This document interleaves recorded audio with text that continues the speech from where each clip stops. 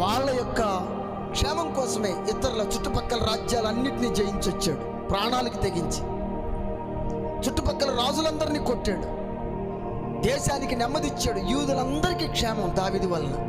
ఎందుకంటే దావీదుకు భయపడంటే చుట్టుపక్కల ఒక్క యూదుడిని ఏమంటానికి పరాయి రాజు ముందుకు రాలేదంట. ఎందుకంటే ఎవడు లెగుస్తుంటే వాడిని అనుస్తున్నాడు దావీదు, ఎవడు లెగుస్తుంటే వాడిని కొడుతున్నాడు దావీదు. ఆ దావీదు భయం చొప్పున దేశంలో ఎవ్వరు కూడా చుట్టుపక్కల అమోరీలు, ఆ పెరిజీలు, దైబిడ్ల యెబూసీలు కానీ అసలు ఎవడి బలవంతుడో వాడిని అణిచేస్తాం ప్రారంభించాడు. ప్రజలకి నెమ్మది కలిగింది. అట్లాంటి దేవుని ప్రజల నెమ్మది కలగటం కోసం తన ప్రాణం పణంగా పెట్టి యుద్ధాలు చేసిన దావీదు ఇప్పుడు అంటాడు, నాకు నా కొడుకు మధ్య యుద్ధంలో ప్రజలు నశించకూడదు, రక్తపు బిందువు పోకూడదు, కారకూడదు. ఇక్కడ ఈ మాట అన్నాడు. కానీ తర్వాత బాలుడైన అబ్షాలోముని కనికరించండి అన్నాడు. అక్కడే పొరపడ్డాడు. అంటే ఒక్క జనం కూడా నశించకూడదు అన్నవాడు అక్కడే మిగతా వాడు చావచ్చు అనే అర్థం. పాపం అదే పొరపడ్డాడు. సరే, సందర్భాన్ని బట్టి ఆయన ఆలోచించింది అది పారిపోయే సమయం. రెండవది, ఆయన వెళతా ఉంటే చూసిన జనాలంతా ఏడ్చారు బాగా. ఏం గతి పట్టింది దావీదు గారు నీకు?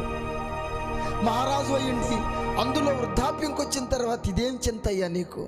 ఇదేం కష్టమయ్యా? కడుపును పుట్టిన బిడ్డలు నిన్ను తరమటం ఏంటయ్యా?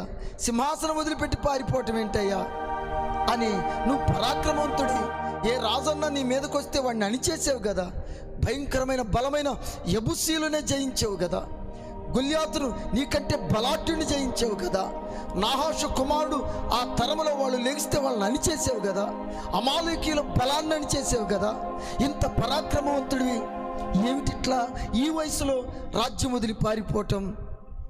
జనులందరూ ఏడ్చేశారు.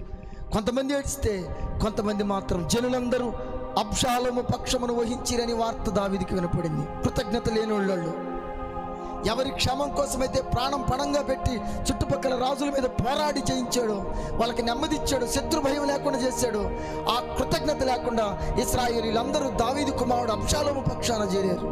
కృతజ్ఞత లేనోళ్ళు, కృతజ్ఞత లేనోళ్ళు, కృతజ్ఞత లేనోళ్ళు. కనీసం మనం ఈ మందిరంలో పుట్టాం, ఈ సంఘంలో పుట్టాం, మనం ఏమి చేయకపోయినా కీడు చేయకూడదని లేదు.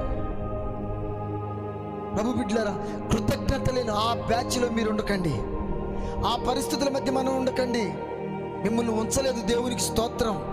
ఇక ముందు కూడా దాన్ని కొనసాగించబడేటట్టు జాగ్రత్త పడండి. శత్రువు మీ మీద ఆ బాణం వేయటానికి వీల్లేదు. కృతజ్ఞత దావీదు దైబిడ్లరు ఎంతగా అంత యుద్ధాలు చేస్తే దావీదు మీద తిరగబడ్డారంటే